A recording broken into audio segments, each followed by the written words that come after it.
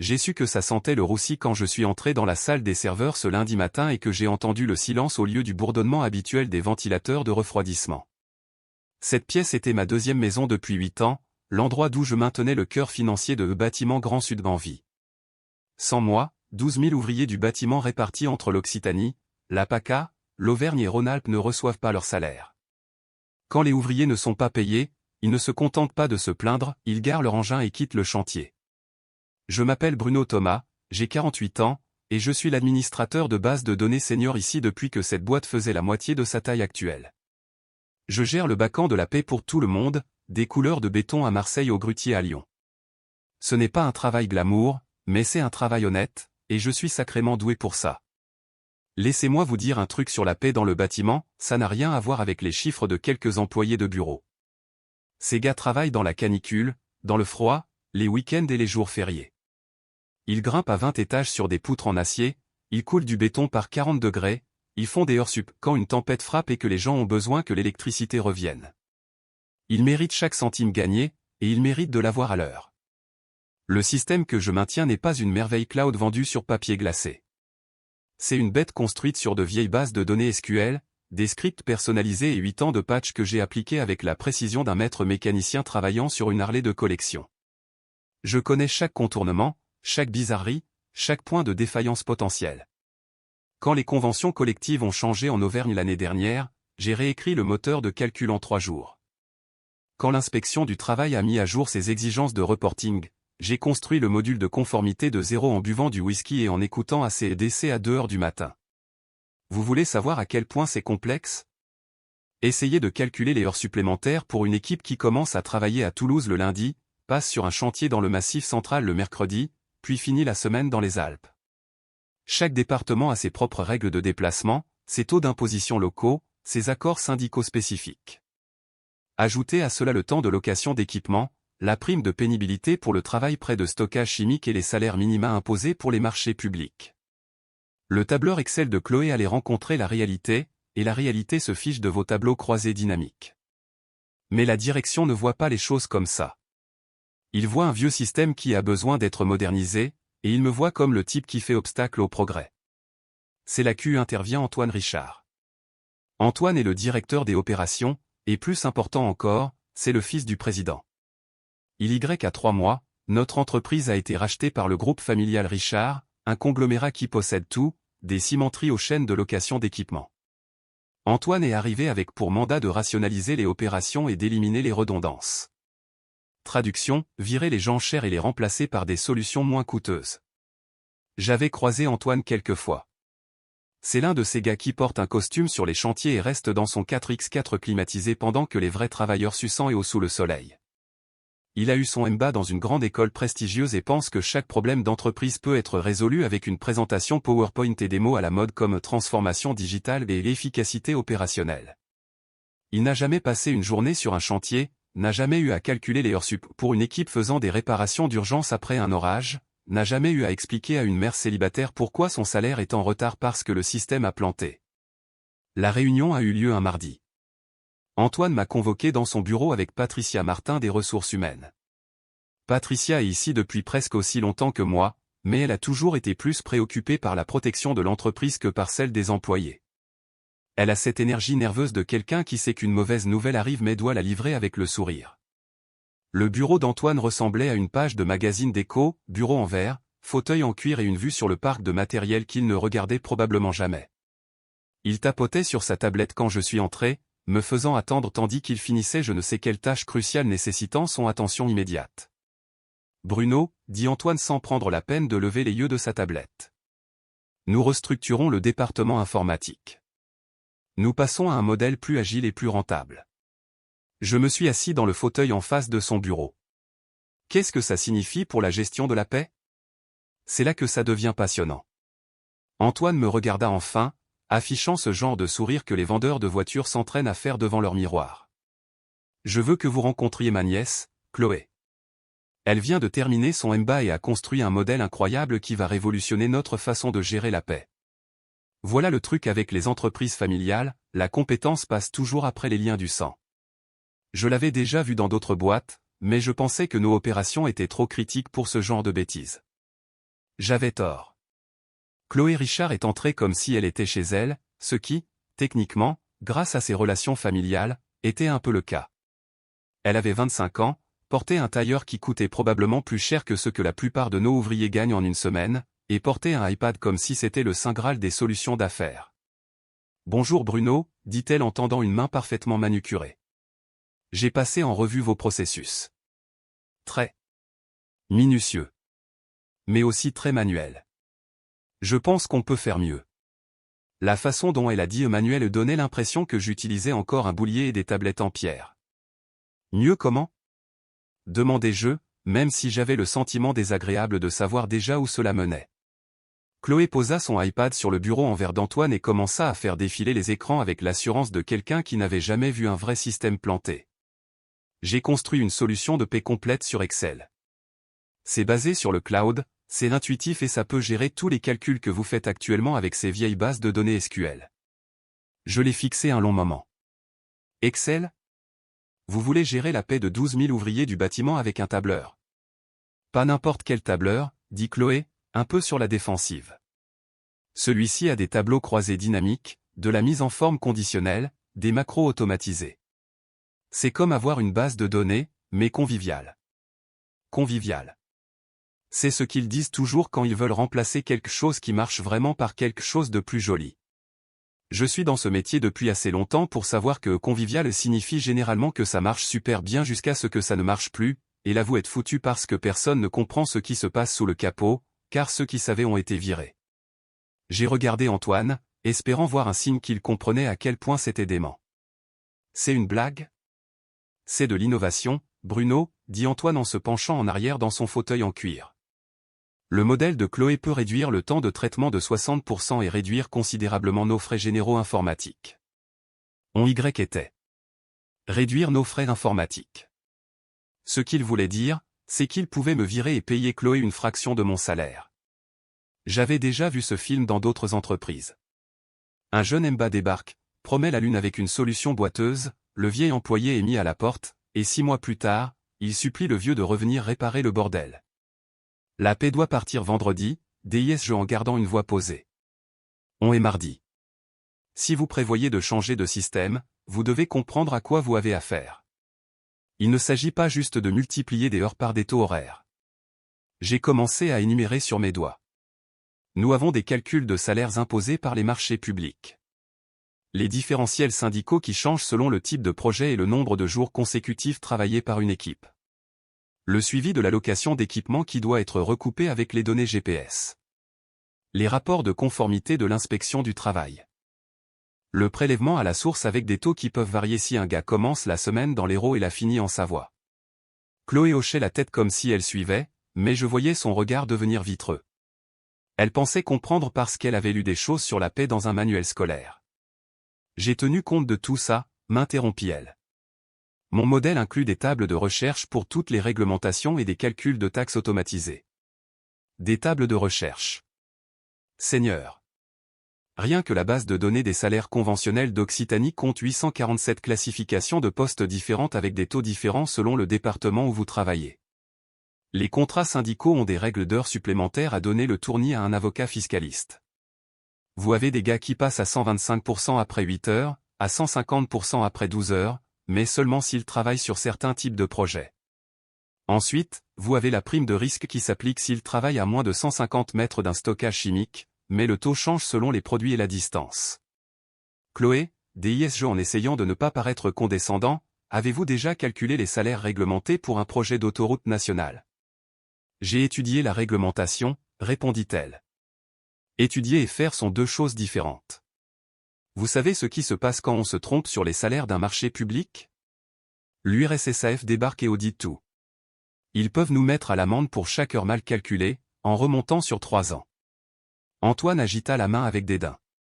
Nous aurons des revues de conformité. Le modèle de Chloé inclut la vérification des erreurs. Vérification des erreurs dans Excel. Bien sûr.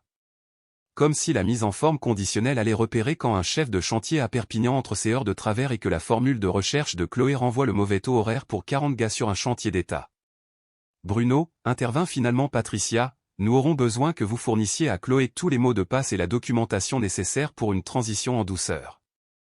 Documentation? J'ai ri, mais sans aucune envie. La plupart des processus critiques sont dans des scripts personnalisés que j'ai écrits au cours des 8 dernières années. La vraie connaissance n'est documentée nulle part, elle est dans ma tête.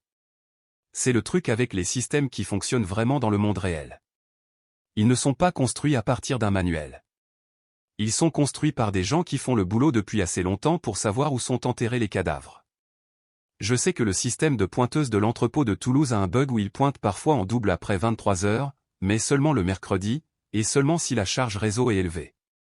Je sais que la convention collective des équipes béton a une clause sur les pauses repas que personne d'autre ne se rappelle, mais si vous ne la comptez pas, les gars ne touchent pas leur indemnité panier. Chloé ne sait rien de tout ça. Elle a son joli tableur avec ses cellules colorées et ses formules sophistiquées, mais elle n'a jamais eu à expliquer à Gégé Pélissier pourquoi ces grutiers apparaissent comme gagnant moins que le SMIC parce qu'un calcul a dérapé. Alors nous aurons besoin que vous documentiez tout avant de partir, dit Antoine, et c'est là que j'ai su avec certitude qu'il avait déjà pris leur décision. Ils ne demandaient pas mon avis ou n'essayaient pas de comprendre pourquoi leur plan était voué à l'échec. Ils me donnaient mon solde de tout compte et s'attendaient à ce que je forme ma remplaçante. Quand est mon dernier jour? Demandai-je. Vendredi, dit Antoine. Après le lancement de la paix. Nous voulons nous assurer qu'il y ait une transition en douceur. Et si la transition n'est pas douce? Intervint Chloé à nouveau. Elle le sera. J'ai testé mon modèle de manière extensive.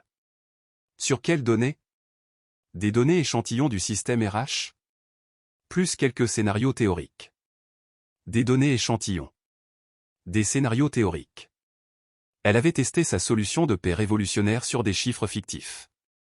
C'était comme tester une Formule 1 en roulant sur un parking à 5 km/h et supposer qu'elle gérerait les 24 heures du Mans. Je me suis levé, mes genoux craquant comme ils le font quand on est assis trop longtemps ou quand on est sur le point de prendre une décision qu'on va soit regretter soit célébrer. Très bien alors. J'imagine qu'on verra comment ça se passe. C'est l'esprit, dit Antoine, regardant déjà à nouveau sa tablette. Patricia aura vos papiers de départ prêts d'ici la fin de la journée. J'ai marché vers la porte, puis je me suis arrêté et je me suis tourné vers Chloé. Un conseil? Elle leva les yeux de son iPad, s'attendant probablement à une astuce technique sur les connexions de bases de données ou les formats de fichiers. Quand le système plantera, DISJ, et il plantera, ne paniquez pas, rappelez-vous juste que 12 000 personnes comptent sur leur salaire pour payer le loyer et remplir le frigo. Ça pourrait vous aider à prioriser. L'expression sur son visage me disait qu'elle ne comprenait toujours pas, elle pensait que ce n'était que des chiffres sur un écran. Elle n'avait aucune idée qu'elle était sur le point d'être responsable de la vie des gens. Je n'ai plus argumenté. Je n'ai pas essayé d'expliquer pourquoi l'approche de Chloé était vouée à l'échec, pire qu'un avion en papier dans une tornade. Parfois, le meilleur professeur est l'expérience, et Chloé était sur le point de recevoir une éducation qu'aucun MBA ne pourrait fournir. Les 3 jours suivants furent comme regarder un accident de voiture au ralenti. J'ai passé mercredi et jeudi à faire exactement ce qu'il demandait, documenter tout ce à quoi je pouvais penser, créer des guides utilisateurs et écrire des instructions étape par étape. Mais voilà le truc avec les systèmes complexes qui ont évolué sur 8 ans, on ne peut pas documenter la mémoire institutionnelle. On ne peut pas écrire l'intuition qu'ont a quand quelque chose a l'air louche, ou l'instinct qui vous dit de vérifier un calcul parce qu'il semble juste assez faux pour avoir de l'importance. Chloé m'a suivi ces 2 jours, prenant des notes sur son iPad et posant des questions qui montraient qu'elle n'avait aucune idée de dans quoi elle s'embarquait. Pourquoi vérifiez-vous manuellement les classifications salariales de l'Auvergne? Demanda-t-elle mercredi matin alors que je passais en revue les vérifications PRE accent aigu PAIE. Parce que la base de données nationale a des problèmes depuis 2019, expliquai-je. Elle montre les bons taux, mais environ 3% des classifications renvoient de mauvais codes de département. Si vous ne le voyez pas, les gars travaillant à Clermont-Ferrand sont payés au taux de Lyon, ce qui fait environ 4 € de différence de l'heure. On ne peut pas juste réparer la base de données? C'est un système d'État. On ne le contrôle pas. On doit juste faire avec. Elle prit une note sur son iPad. Je pouvais la voir taper « Réparer problème base de données État » comme si c'était quelque chose qu'elle pouvait régler avec un coup de fil. Jeudi après-midi, Chloé se sentait assez confiante pour commencer à importer des données réelles dans son modèle Excel. Je l'ai regardé télécharger les fichiers bruts de nos 47 chantiers différents à travers 4 régions. Le tableur a immédiatement commencé à ramer. Ça charge juste, dit-elle en cliquant sur Actualiser à plusieurs reprises tandis que Excel moulinait à travers 12 000 dossiers d'employés. Mais je voyais ce qui se passait. Ces formules de recherche tombaient dans des références circulaires parce qu'elles ne comprenaient pas comment les calculs de salaire s'imbriquent en cascade. Quand vous avez des exigences salariales nationales, régionales et locales qui peuvent toutes s'appliquer au même poste, vous ne pouvez pas juste utiliser un simple recherche-F. Vous avez besoin d'une logique conditionnelle qui vérifie plusieurs critères dans un ordre précis. Chloé, dis-je prudemment, vous devriez peut-être tester ça sur un jeu de données plus petit d'abord. Ça va aller, répondit-elle, mais je pouvais entendre l'incertitude se glisser dans sa voix alors que l'utilisation de la mémoire d'Excel grimpait en flèche et que le programme commençait à geler. Vendredi matin arriva, et c'était l'heure de la passation officielle. Chloé arriva tôt avec son ordinateur portable et ce genre d'énergie nerveuse qu'on voit chez les pilotes débutants avant leur première course. Prêt à entrer dans l'histoire ? Demanda-t-elle en essayant de paraître confiante. J'ai rassemblé mes affaires personnelles pendant qu'elle s'installait à mon poste. Une tasse à café indiquant un meilleur admin de BDD du monde, une photo de ma Harley-Davidson et une bouteille de whisky que je gardais pour les urgences. Il me semblait approprié de l'emporter avec moi ou quelque chose me disait qu'il en aurait plus besoin que moi. L'heure limite de la banque pour les virements est midi, lui rappelai-je. Après ça, les gens ne sont pas payés avant lundi. Compris, dit Chloé, déjà concentrée sur son écran où Excel broyait les données de paie comme un broyeur de végétaux essayant de digérer un poteau téléphonique. J'ai commencé à partir, puis je me suis arrêté. Chloé, encore une chose. Quand ça va partir en vrille, ça va partir en vrille, n'essayez pas de réparer en relançant les calculs. Chaque fois que vous retraitez, vous créez des entrées en double dans le système.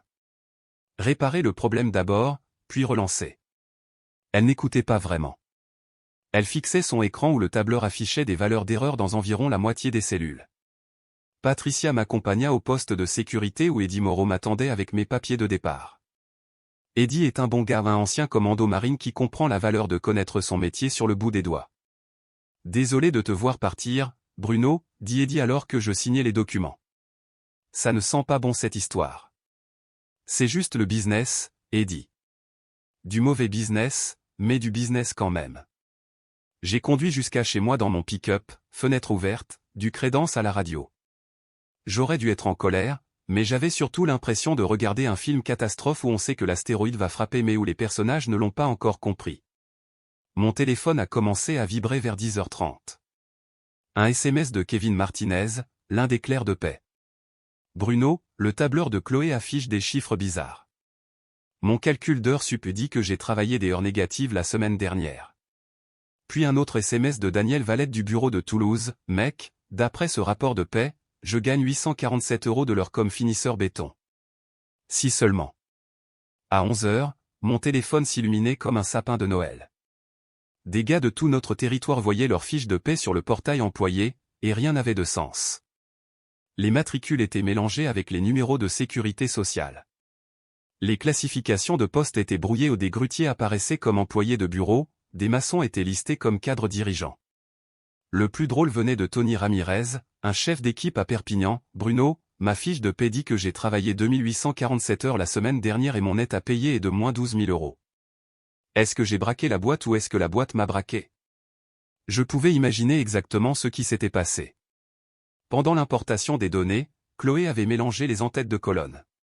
Les matricules étaient utilisées comme heures travaillées, et les heures travaillées étaient traitées comme des taux horaires. Excel essayait de calculer les salaires en utilisant les numéros de sécu comme multiplicateurs.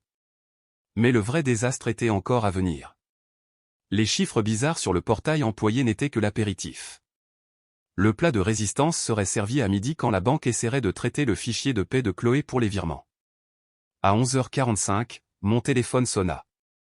C'était Patricia DRH. Bruno, sa voix était serrée par la panique. Il faut qu'on parle. Le fichier de paie de Chloé montre quelques irrégularités. Irrégularités? D'après ses calculs, nous devons à l'URSSAF 2,3 millions d'euros de cotisations cette semaine, mais nous n'avons prélevé que 180 000 € sur les salaires des employés. Je suis entré dans mon allée et je suis resté assis dans le camion, écoutant Patricia expliquer comment le modèle Excel de Chloé avait réussi à créer ce qui était essentiellement un trou noir mathématique. Aussi, continua Patricia, la banque demande pourquoi nous essayons de virer 47 000 € à un gâcheur de béton à Montpellier, tout en déduisant simultanément 23 000 € de la paie d'un grutier pour quelque chose appelé frais de récupération de location d'équipement en point. Est-ce que quelqu'un l'a dit à Antoine? Il est en réunion toute la journée. Chloé a dit qu'elle pouvait réparer ça. Célèbre dernier mot. J'avais déjà entendu ça de la part de tous les débutants trop sur deux qui pensaient pouvoir réparer un navire en naufrage avec du scotch et de bonnes intentions.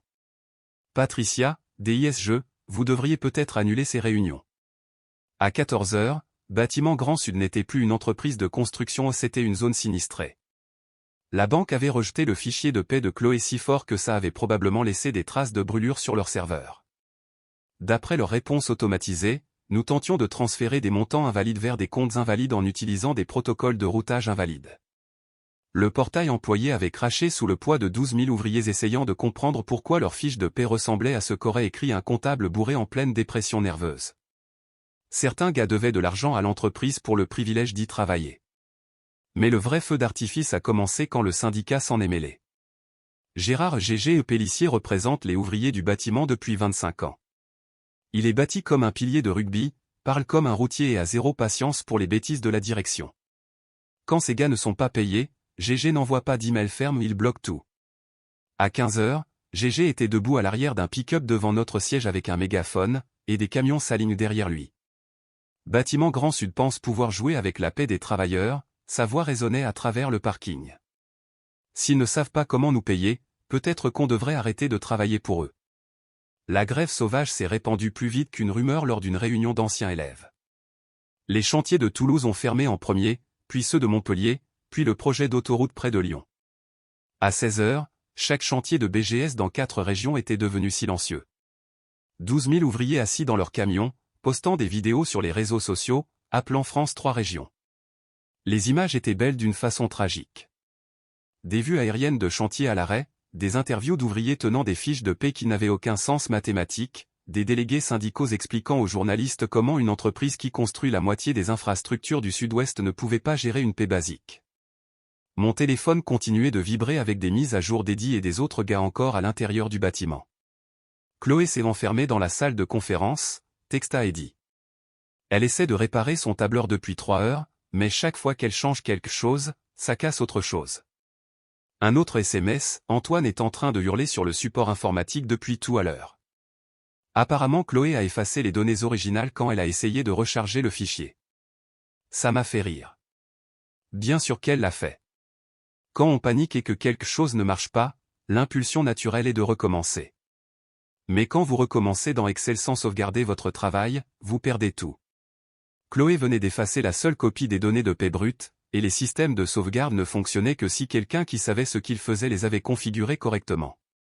Mardi matin, j'étais assis sur ma terrasse en buvant mon café et en lisant les articles de presse sur notre crise de paie quand mon téléphone a sonné. Antoine Richard. Bruno. Sa voix donnait l'impression qu'il avait gargarisé des graviers. Il faut qu'on parle. Bonjour, Antoine. Je t'ai vu aux infos hier soir. Belle interview. J'ai surtout aimé la partie où tu as dit que les problèmes étaient causés par des complications techniques imprévues lors d'une mise à jour de système de routine. Arrête tes blagues.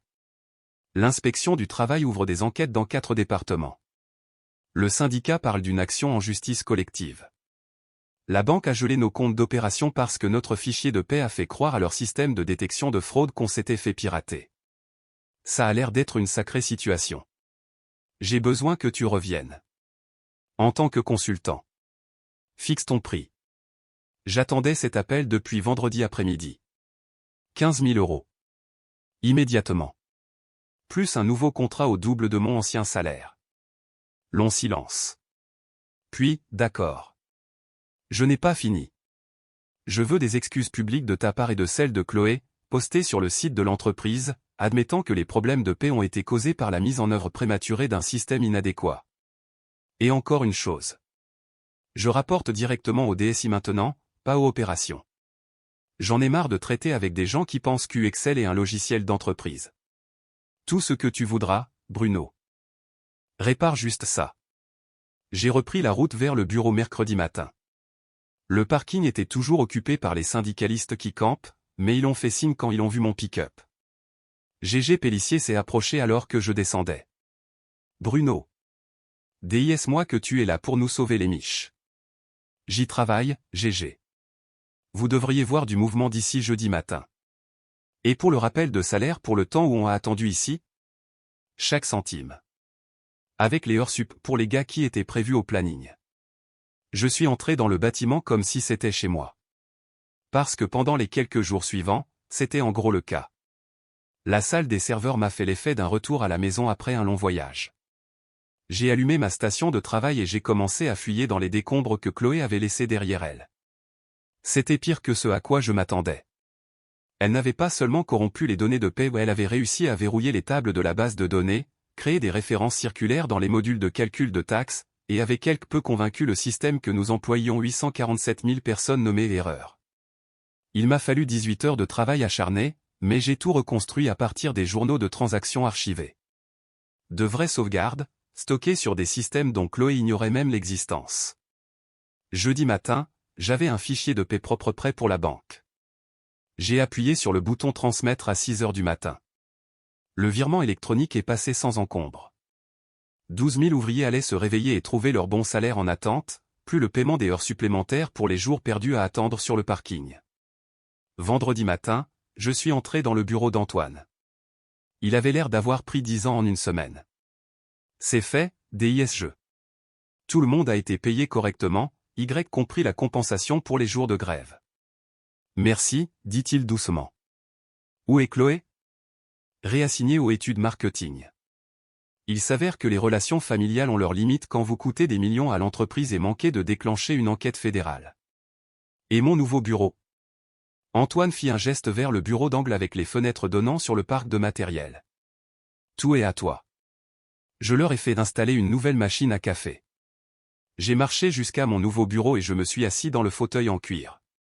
Par la fenêtre, je pouvais voir les chantiers reprendre vie, les grues bouger, les camions sortir avec des équipes au complet. Mon téléphone a vibré avec un SMS dédié, j'ai entendu dire que Chloé bosse au marketing maintenant. Tu penses qu'elle peut gérer le calcul des impressions pub? J'ai ouvert le tiroir de mon bureau et j'ai sorti la bouteille de bon whisky que je gardais pour une occasion spéciale. Ça le méritait.